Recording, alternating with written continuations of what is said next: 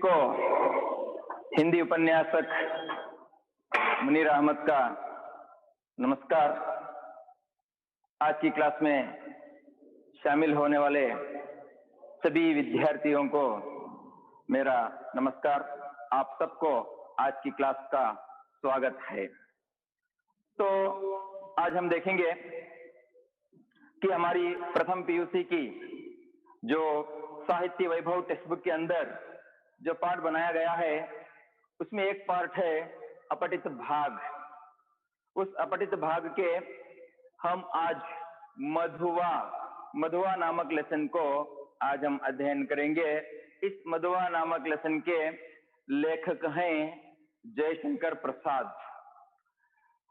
जयशंकर प्रसाद एक प्रसिद्ध नाटककार हैं, आधुनिक कवि माने जाते हैं।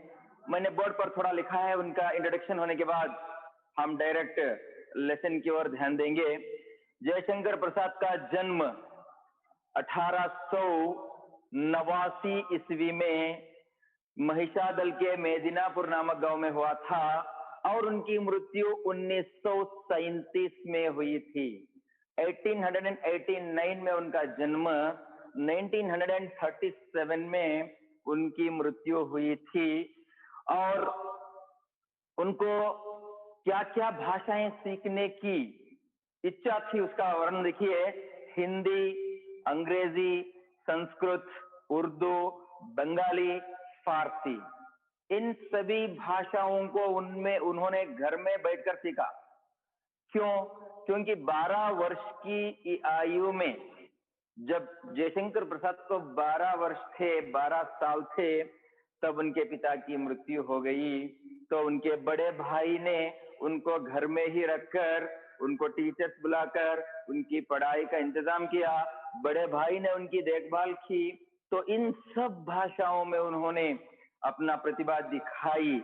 साथ ही साथ बहुमुखी प्रतिभा उन्होंने दिखाई, मतलब एक से अधिक भाषाओं को सीखने की कला उनमें आई और वे घर में रहकर भी इन सारे भाषाओं को उन्होंने सीखा और अपनी लेखनी को हर विधा में उन्होंने चलाया।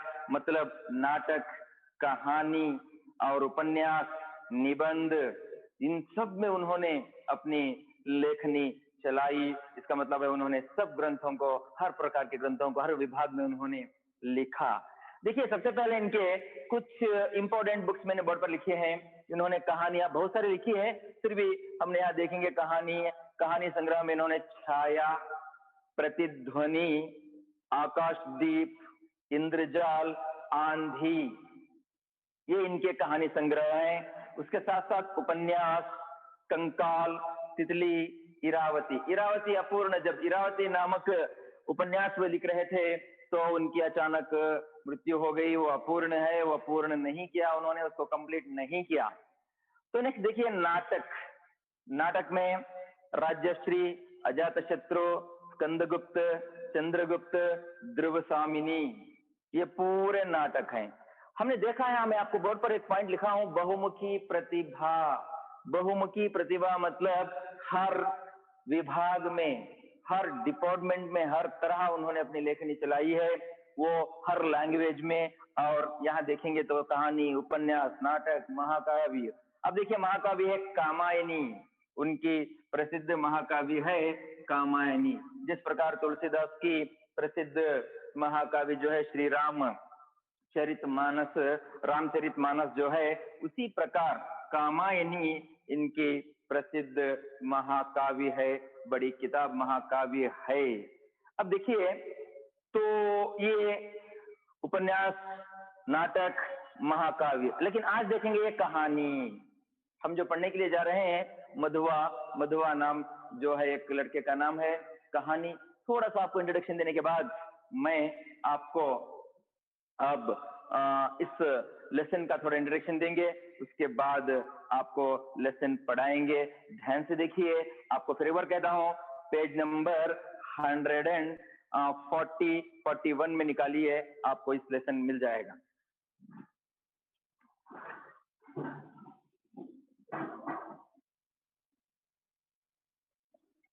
देखिए बोर्ड पर मैंने 2-3 पॉइंट आपको लिखा है, फिर एक बार मैं बताना चाहता हूं कि अपठित भाग में मधुआ, और इसके बाद नेक्स्ट लेसन जो है अगली क्लास में करेंगे हम, मधुआ और शराबी। इस लेसन में दोनों का संबंध है। ये कोई शराबी का बेटा नहीं है, शराबी अलग है, मधुआ भी अलग है। मधुआ कौन है? मधुआ ठाकुर सरदार सिंह के घर में काम करने वाला लड़का है, छोटा बालक है। ठाकुर सरदार सिंह के घर में रहता है और ठाकुर सरदार सिंह का बेटा, उसको लड़का कहा गया है, बेटा उसका नाम नहीं आया, लखनऊ में पढ़ता रहता है, लखनऊ में ये रहते हैं। तो उनके बेटे का जो सेवक के रूप में काम करता रहता है। जब ठाकुर सरदार सिंह अमीर आदमी हैं और अपने लड़के की देखभाल के लिए मधुआ नाम का लड़का रहता है, लेकिन मधुआ को उस घर में ठीक से खाना पानी कपड़े ये सब कुछ नहीं देते और इस लड़के को उस सताने वाला एक आदमी रहता है, लल्लू। लल्लू जो है ठाकुर सरदार सिंह का जमादार। जमादार का मतलब है आजकल की शब्द में या भाषा में अगर हम बोलने जाएंगे तो मैनेजर, सब कुछ देखभाल करने वाला है। तो अब देखिए इतना ही, आपको 5 पॉइंट में समझाने के बाद आपको पूरा लेसन समझ में आ जाएगा कि मधुआ और शराबी दोनों का संबंध इस लेसन में आता है, लेकिन शराबी का बेटा तो मधुआ है नहीं। मधुआ कौन है? ठाकुर सरदार सिंह के बेटे की देखभाल करने वाला एक बालक है, एक लड़का है। और वहां लल्लू नाम का जो आदमी है वो पूरा ठाकुर सरदार सिंह के घर की देखभाली, मैनेजमेंट, बेटे का लड़के की फीस भरना और उसको स्कूल भेजना, बुलाना, ये सब कुछ कामकाज देखने वाला एक मैनेजर लल्लू है। तो शराबी और मधुआ की भेंट ठाकुर सरदार सिंह के घर में होती है। तो ठीक है, इसको हम एक तरफ रखते जाएंगे और मैं यहाँ कॉलम इसको इसलिए डाला हूं कि आपको राइट साइड में मैं जैसे जैसे लेसन जाता रहेगा उस प्रकार फिर एक बार उनके नाम लिखते जाएंगे। बहुत इंटरेस्टिंग कहानी है। एक शराबी, लेकिन शराबी सुधर जाता है। एक ड्रिंकर जो हर दिन इनके पास दूसरों के पास भीख मांग के लाने वाला एक शराबी जो है, इस लड़के की मुलाकात के बाद वो क्या होगा, वो सुधर जाएगा। अब देखिए लेख कवि परिचय तो मैंने बताया है, तो आपको लास्ट में पेज नंबर 140 में लास्ट प्यारा हम इंट्रोडक्शन ऑफ द लेसन पढ़ेंगे। लेखक परिचय आप पढ़ लो। प्रस्तुत कहानी एक सामाजिक कहानी है। आजकल गुजरने वाले समाज में किस प्रकार की व्यवस्था है, ये गुजरने वाली एक कहानी है, इसको बताने वाली एक कहानी है। यह परत दर परत खुलती जाती है। जिस प्रकार पेज बाई पेज या स्टेप बाई स्टेप कुछ ना कुछ मिलता जाता है, अंत में शराबी सुधर जाता है। शराबी व्यक्ति के जीवन में बालक मधुआ महत्वपूर्ण भूमिका अदा करता है। देखिए शराबी के जीवन में बालक आता है और वह बालक उसके जीवन में महत्वपूर्ण भूमिका रोल निभाता है।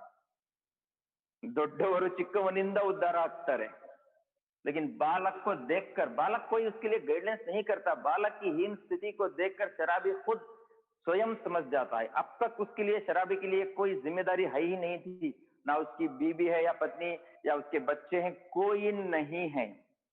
फिर भी बालक उसको मिलने के बाद क्या होगा हम कहानी में आपको समझाएंगे आगे। उसके आगमन से शराबी का जीवन सही मायने में रूपायित होता है।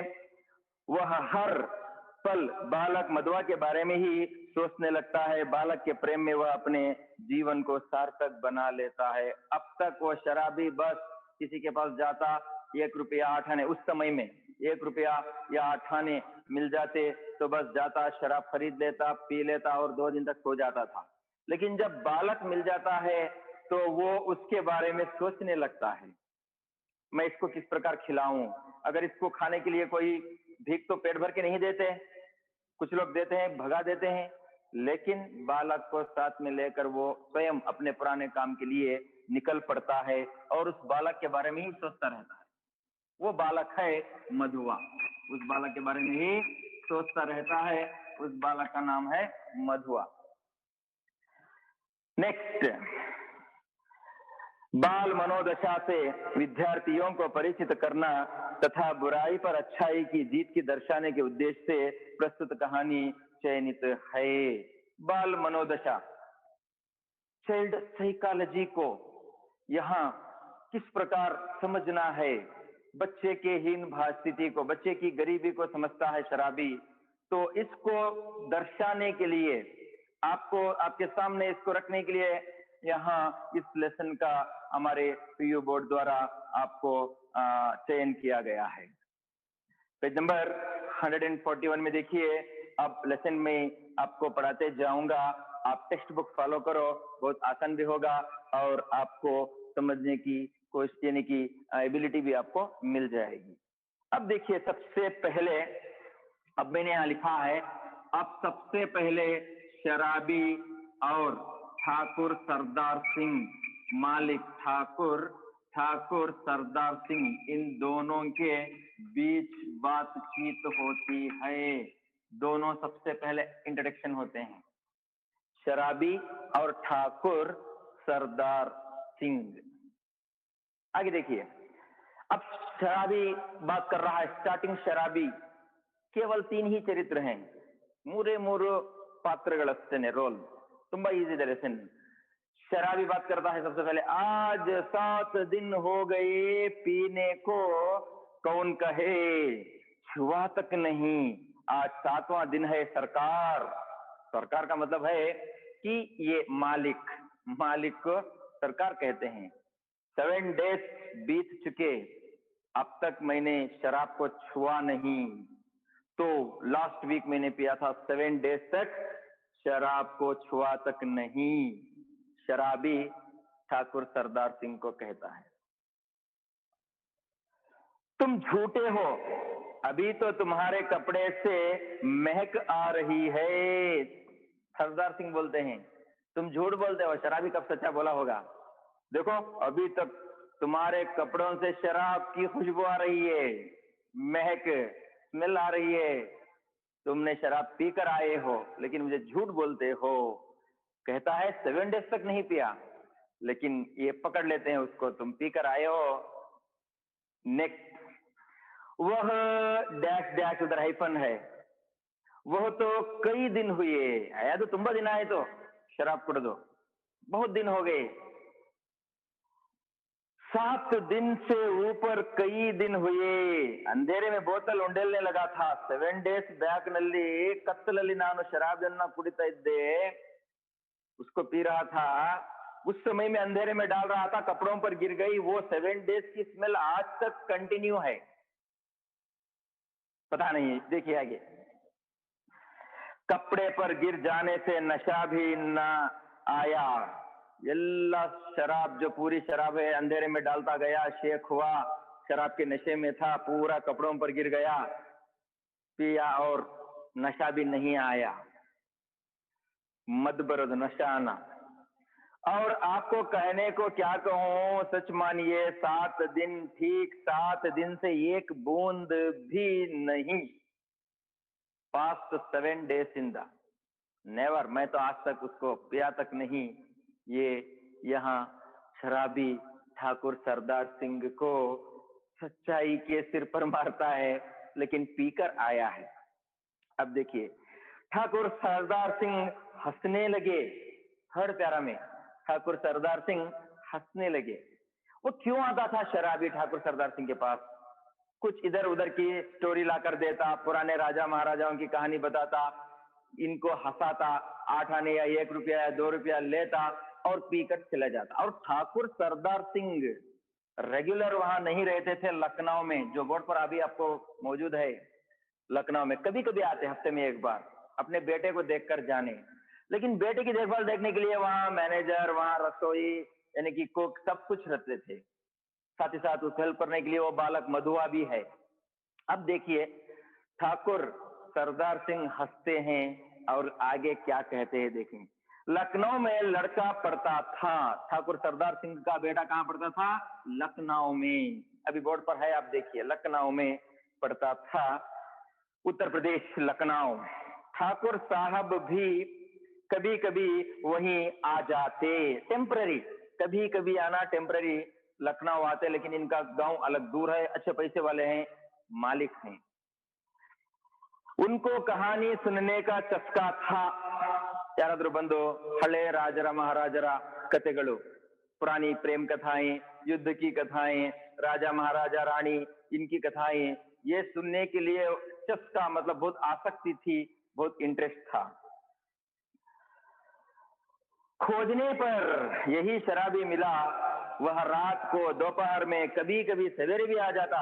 अपनी लच्छेदार कहानी सुनाकर ठाकुर का मनोविनोद करता। कभी कभी रात में आता, दोपहर में आता, सवेरे ही आ जाता।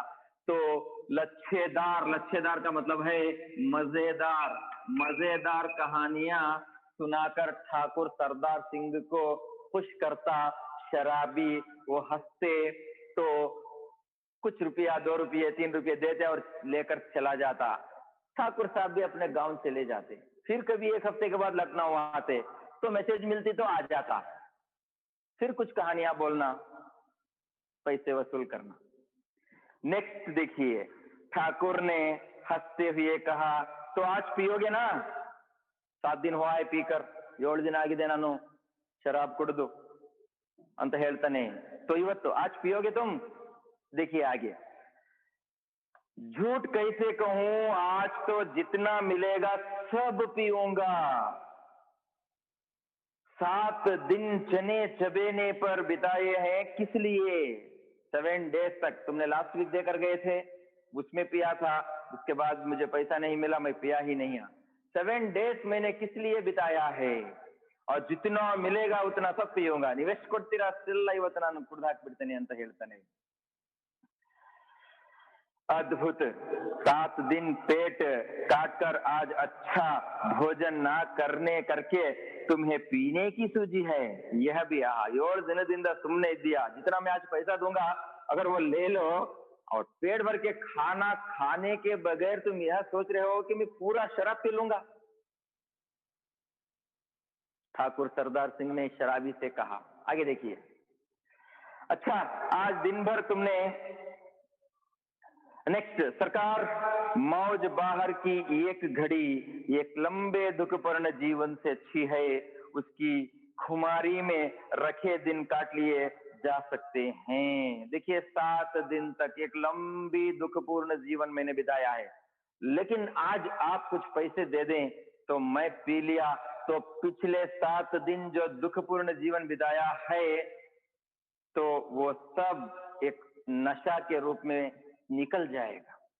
दुखपूर्ण जीवन निकल जाएगा, मुझे सुख मिलेगा। इसलिए वो कहता है बिना खाने के शराब ही पूरे पैसों में मैं पी लूंगा।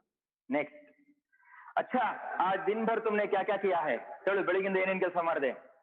ठाकुर ने शराबी से कहा। इब्रे माताड़ता है 1-2 पेज, बाद में देखिए किस प्रकार ट्विस्ट लेती है। हमने प्रीवियस में पढ़ा इंट्रोडक्शन में, यह कहानी परत दर परत चलती रहती है, अच्छी दिखती रहती है। आगे देखिए, नेक्स्ट, मैंने, अच्छा सुनिए, सवेरे कोहरा पड़ता था। कोहरा का मतलब है शबनम, कोहरा का मतलब है शबनम, ओस कहेंगे उसको, शबनम या ओस, फॉग गिरेगा ना उसे। बेळिಗ್ಗೆ ने लखनऊ में, दिल्ली में ठंड के जमाने में बहुत सारा फॉग पड़ता है। सुबह के 9 या 10 बजे तक उजाला ही नहीं निकलता, धूप ही नहीं आती है, तो शबनम पड़ता था, उसे कोहरा कहते हैं। और मेरे धुआं से कंबल सा वह भी सूर्य के चारों ओर लिपटा था। हम दोनों मुंह छिपाए पड़े थे, मतलब एक कंबल ओढ़ लिया था, बस उसको कुछ नहीं दिखाई दे रहा था। सवेरे वो आराम से चुप पड़ा हुआ था, देर से उठा उसने। ठाकुर साहब ने हंसकर कहा, अच्छा तो इस मुंह छिपाने का कोई कारण? क्यों तुम मुंह छिपा कर सो गए थे? मुंह छिपाने का कारण क्यों है? कंबल क्यों पूरा कवर कर लिए थे? आगे देखिए, 7 दिन से एक बूंद भी गले ना उतरी थी। 7 ದಿನದಿಂದ ಒಂದು ತೊಟ್ಟು ಕೂಡ ಶರಾಬ್ ಕುಡಿದಿರಲಿಲ್ಲ, ಅದಕ್ಕೋಸ್ಕರ ಬೇಸರದಿಂದ कंबल पूरा कवर करके सो गया था। शराबी कहता है ठाकुर सरदार सिंह को, भला मैं कैसे मुंह दिखा सकता था और जब 12 बजे धूप निकली, मैंने आपको कहा 10 बजे, अभी 2 घंटे लेट, 12 बजे धूप निकली लखनऊ में उस समय। तो 12 बजे धूप निकलते ही धूप निकली तो फिर लाचारी थी, उठा, हाथ मुंह धोने में जो दुख हुआ सरकार, वह क्या कहने की बात है। पास में पैसे बचे थे, चना चबाने से दांत भाग रहे थे, कटकटी लग रही थी। पराठे वाले के यहाँ पहुंचा, धीरे धीरे खाता रहा और अपने को सेंकता भी रहा। पेज टर्न करो 142। बस ये कहता है कि सवेरे उठा, थोड़ा पैसा था, चने चापने से रह गए, चने लेकर नहीं खाया, लेकिन गया पराठे वाले के पास, कुछ ले लिया और खाया, और ठंड के मारे वहां आग जल रही थी, बैठकर सेकता रहा। फिर गोमती किनारे चला गया, गोमती नदी का नाम, गोमती नदी के किनारे वह चला गया। पूरी दिनचर्या बता रहा है।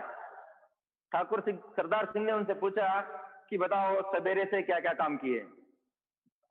घूमते घूमते अंधेरा हो गया, बूंद पड़ने लगी, तब वहां भाग के आपके पास आ गया। घूमते घूमते अंधेरा हो गया, फिर कवर हो गया, फिर फॉग कवर हो गया, शबनम कवर हो गई, फिर तुम्हारे पास अभी आ गया। तो लगभग दोपहर के 12 साढ़े 12 बजे शराबी और ठाकुर सरदार सिंह दोनों एक साथ बैठ के बातें कर रहे हैं ठाकुर सरदार सिंह के घर में।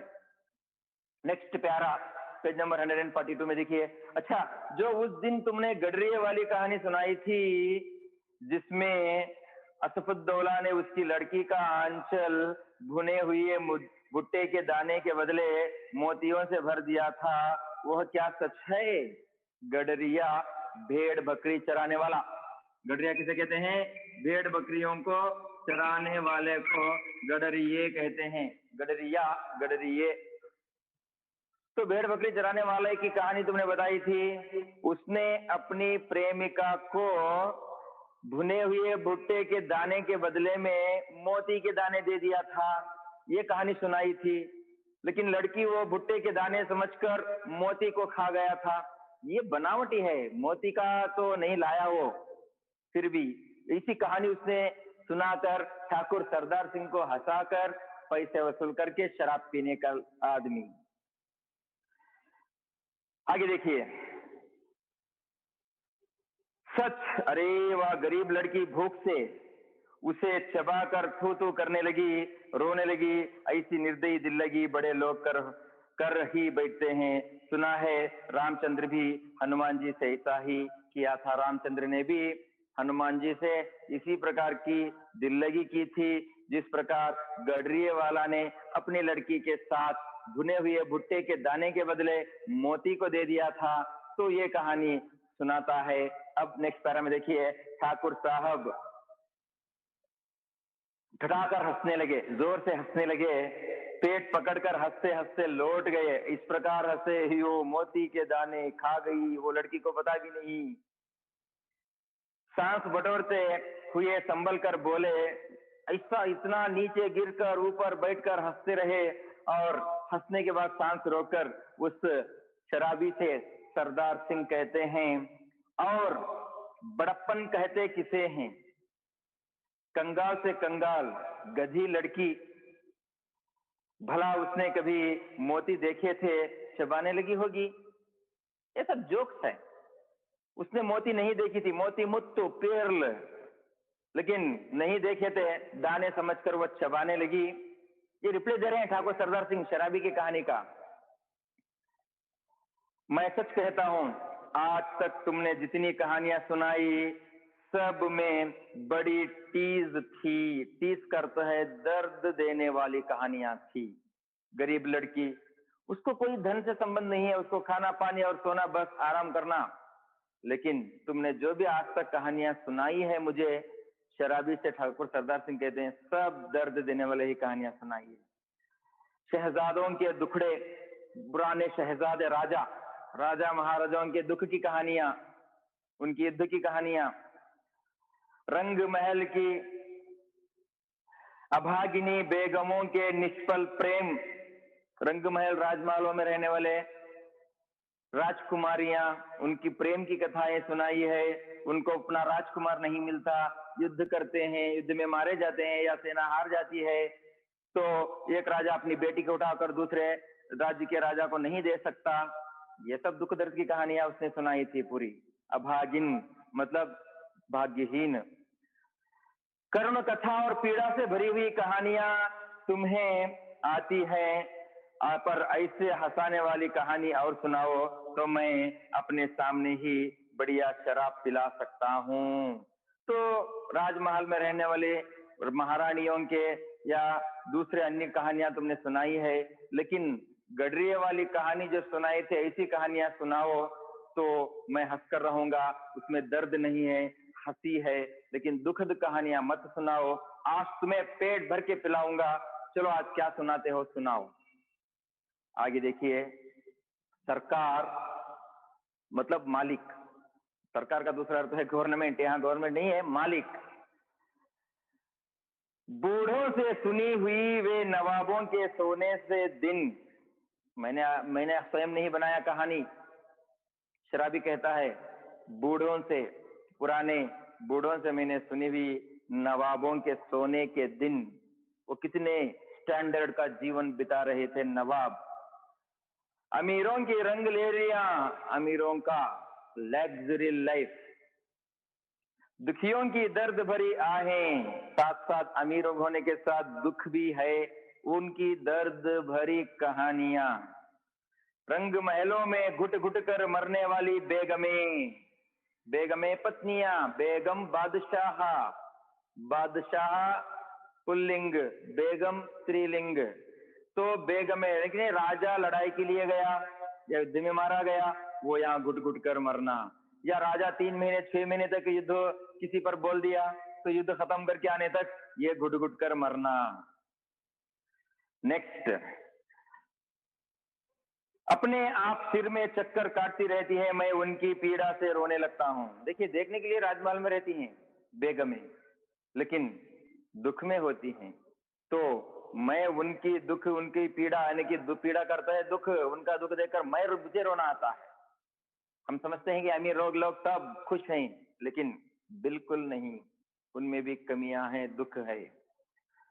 नेक्स्ट, अमीर कंगाल हो जाते हैं। कभी अमीर है तो कल गरीब, कंगाल गरीब हो जाना। अमीर का अपोजिट वर्ड कंगाल है, अमीर का अपोजिट वर्ड।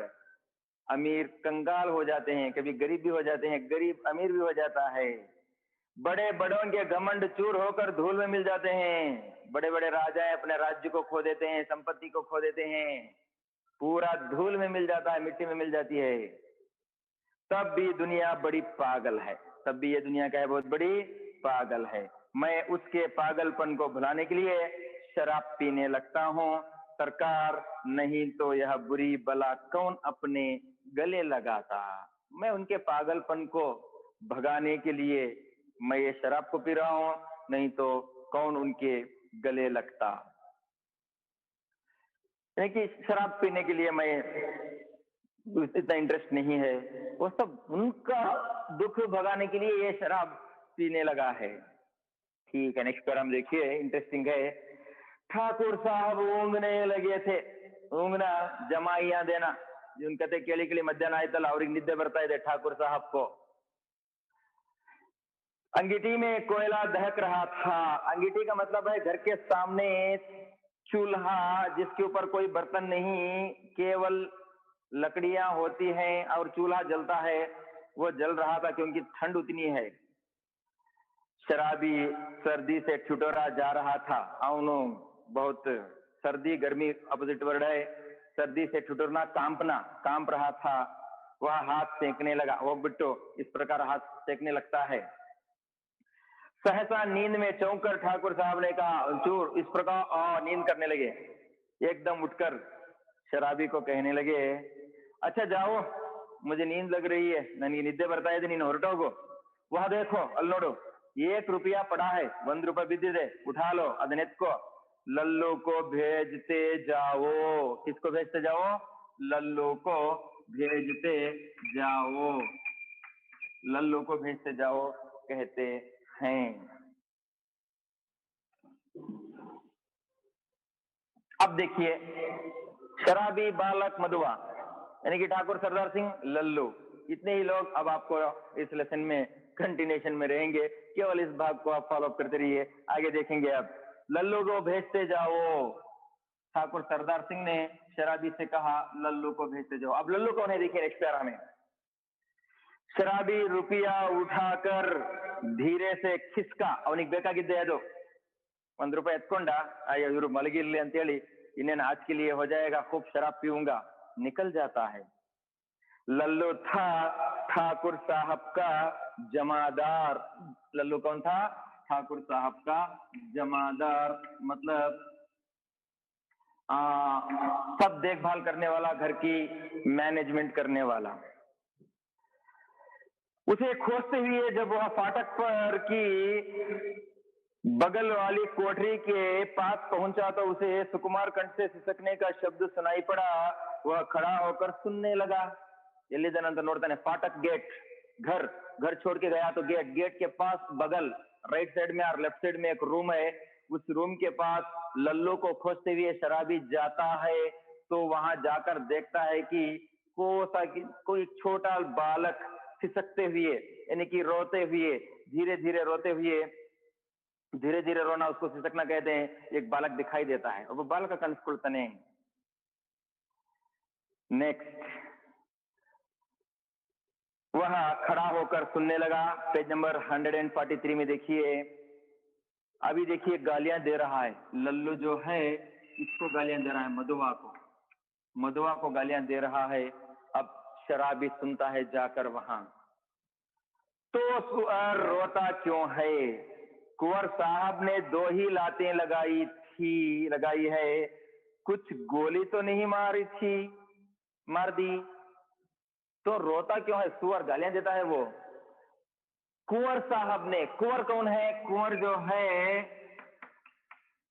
ठाकुर सरदार सिंह का बेटा, ठाकुर सरदार सिंह के बेटे की देखभाली करने वाला लल्लू है और मधुआ उसका सेवक है।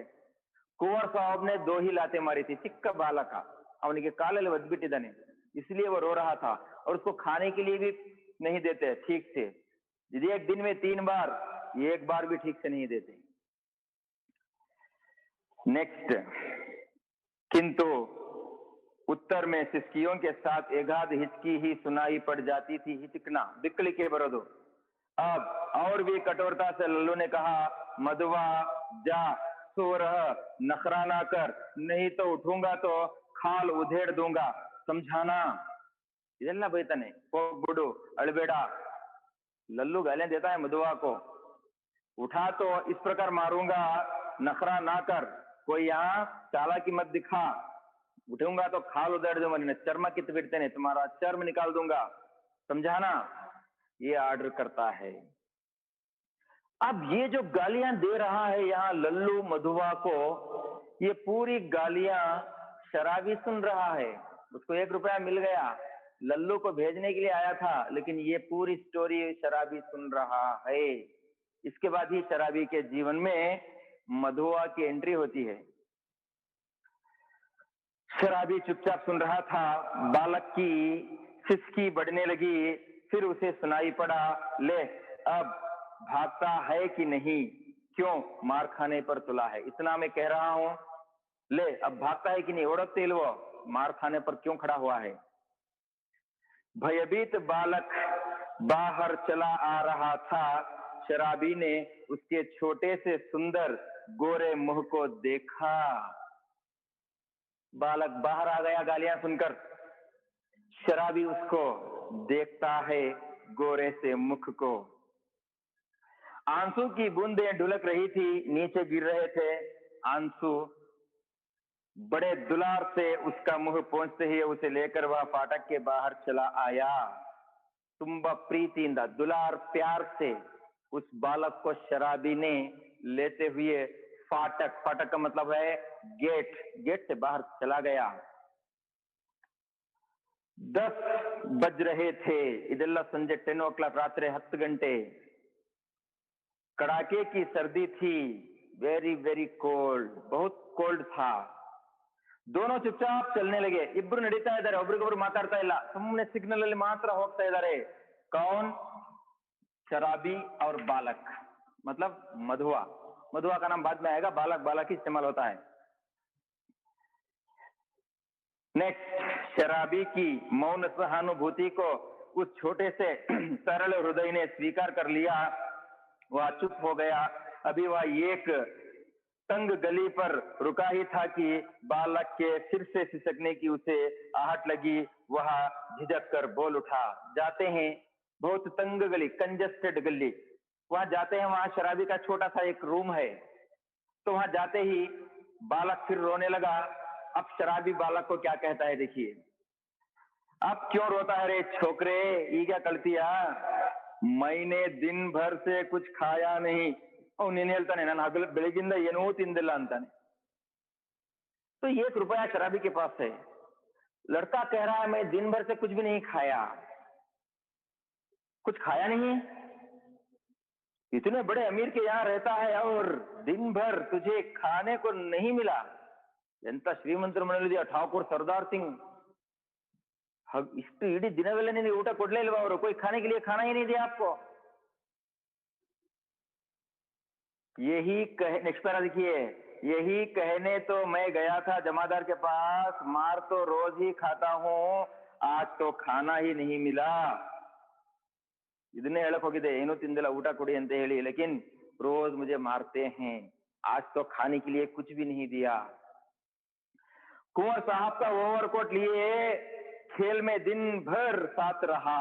कौन ये स्पोर्ट्स दे, कुंवर स्टेडियम गया था, लेकिन उनका ओवरकोट, ऊपर डालने वाला कोट जो है वो दिन भर उनका पकड़ते, पानी का बॉटल पकड़ते हुए उनके साथ रहा, लेकिन मुझे खाना ही नहीं दिया आज। 7 बजे लौटा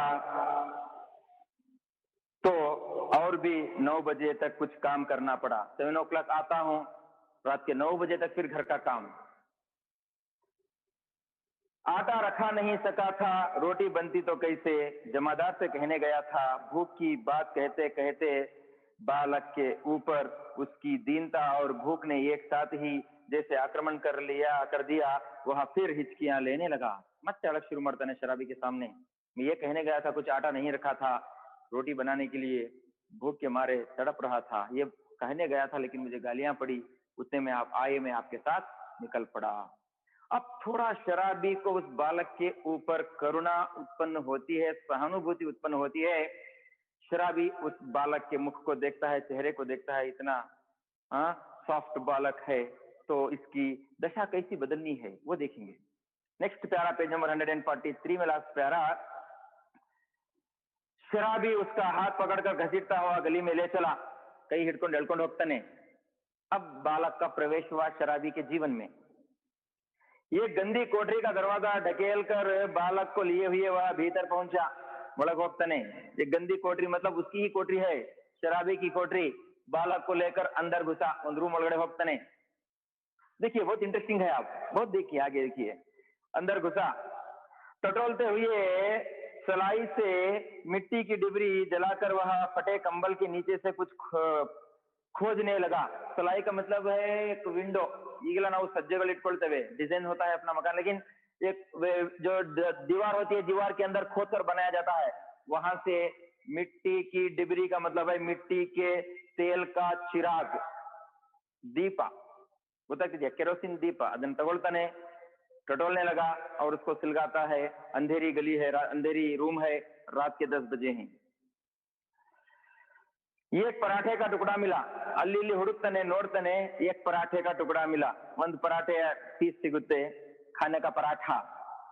शराबी उसे बालक के हाथ में देकर बोला, तगो ಇದು ತಿಂತಾ ಇರು, ನಾನು ಹೋಗಿ ಬರ್ತೀನಿ ಹೊರಗಡೆ ಅಂತ ಹೇಳ್ತಾನೆ। क्या बोला, तब तक तू इसे चबा, मैं तेरा घड़ा भरने के लिए कुछ और ले आऊं। सुनता है रे छोकरे, रोना मत, रोएगा तो खूब पीटूंगा, मुझसे रोने से बड़ा बैर है, पाजी कहीं का, मुझे भी रुलाने का। ನನಗೂ ಅಳಿಸ್ಬೇಡ, तुम इस पराठे के टुकड़े खाते रहो, मैं बाहर जाकर कुछ खाने के लिए, गड़ा, गड़ा शब्द है वहां, गड़ा का मतलब है पेट, समझ में गया, तुम्हारा पेट भरने के लिए मैं कुछ लेकर आता हूं, रोना मत, और रोएगा तो खूब पिटेगा, और पाजी कहीं का, पाजी का मतलब है कि शरारती कहीं का, नेक्स्ट सारा देखिए अब, शराबी गली के बाहर भागा। शराबी क्या करेगा? गली के बाहर भागता है। लड़का उस रूम में ही रहता है। गली के बाहर भागा, उसके हाथ में 1 रुपया था। 1 रुपी तो न कैयल्ली, 12 आने का एक देशी अद्धा और 2 आने की चाय। ಏನೇನ್ ತಗೊಂಡ್ ಬರ್ತಾನೆ ಆ 1 ರೂಪಾಯಿನಲ್ಲಿ ನೋಡ್ಕೊಳ್ಳಿ। 12 आने का मतलब 12 आने, 4 आने, 8 आने। 12 आने का मतलब 75 पैसा। उसका देशी अद्धा, एक आधा। सोच के जा रहा है रास्ते में क्या लाना है मैं। नहीं नहीं, क्या कहेगा? 2 आने की पकौड़ी, नहीं नहीं आलू मटर, अच्छा ना सही 4 आने का मांस ही ले लूंगा। पर वह छोकरा, इसका गड़ा तो भरना है। होगा योचने मर्दने, 75 पैसे तो शराब नहीं, कोई मांस नहीं, कोई दूसरी चीजें, पकौड़ी, आलू मटर, ये सब खाने की चीजें हैं स्नैक्स के टाइप पर। ये सोच कर जाता है, ये रास्ते में सोच रहा है, ये खरीद रहा नहीं है वो। ये तरबेको योचने ಮಾಡ್ಕೊಂಡು ಹೋಗ್ತಾ ಇದ್ದಾನೆ।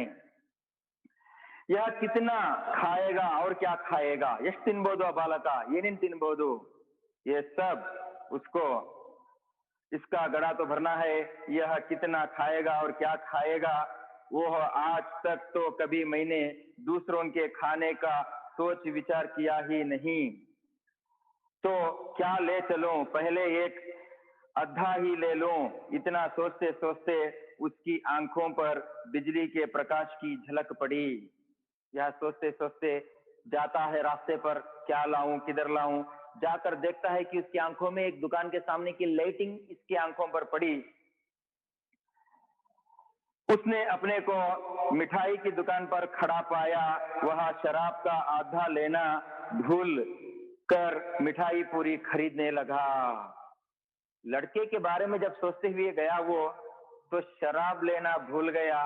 पूरे पैसों से क्या लेने लगा वो? मिठाई पूरी खरीदने लगा। स्वीट, पूरी, मिक्सचर, क्या क्या लेता है देखिए आगे।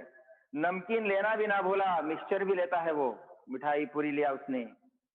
पूरा 1 रुपया का सामान लेकर वह दुकान से हटा। फुल 1 रुपए का दुकान पैसे सामान लेकर वो दुकान से हटता है।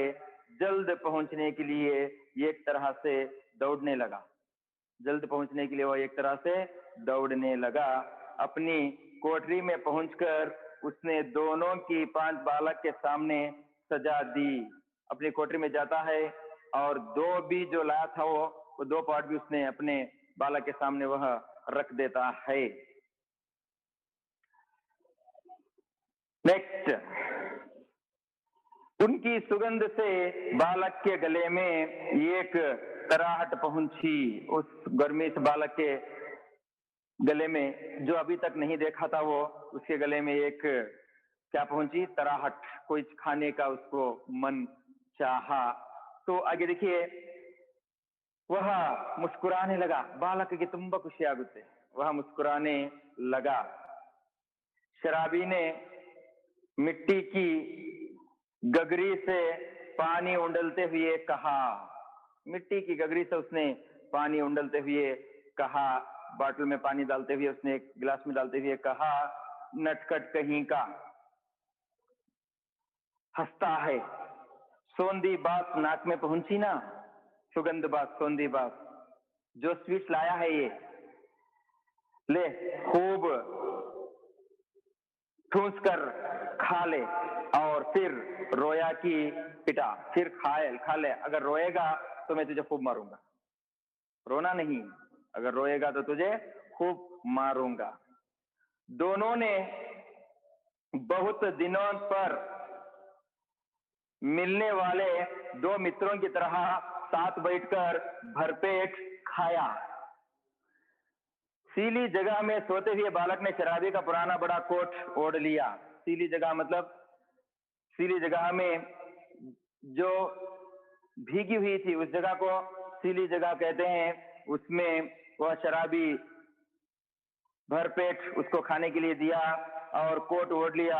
जब उसे नींद आ गई तो शराबी भी कंबल तानकर बड़बड़ाने लगा। जब नींद आई तो शराबी भी रोने, उसको बड़बड़ाने लगा, गालियां देने लगा। सोचा था आज 7 दिन पर भरपेट पीकर सोऊंगा, लेकिन यह छोटा सा रोना पाजी न जाने कहां से आ धमका।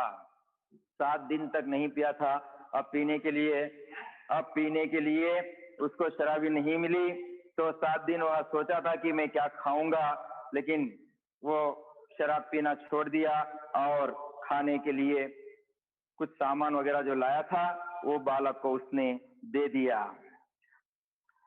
एक चिंता पूर्ण आलोक में आज पहल शराबी ने आंख खोलकर कोठरी में बिखरी हुई दारिद्र्य की विभूति को देखा और देखा उस घुटनों से ठुड्डी लगाए हुए निरीह बालक को।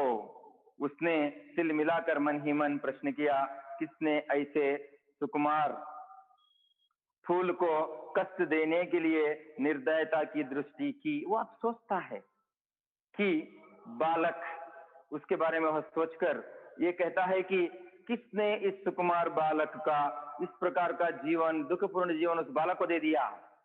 भगवान की निर्दयता पर उसने सोचता है। हरी निथिली, तब इसको लेकर मुझे घर बारी बनाना पड़ेगा क्या? दुर्भाग्य जिसे मैंने कभी सोचा भी ना था।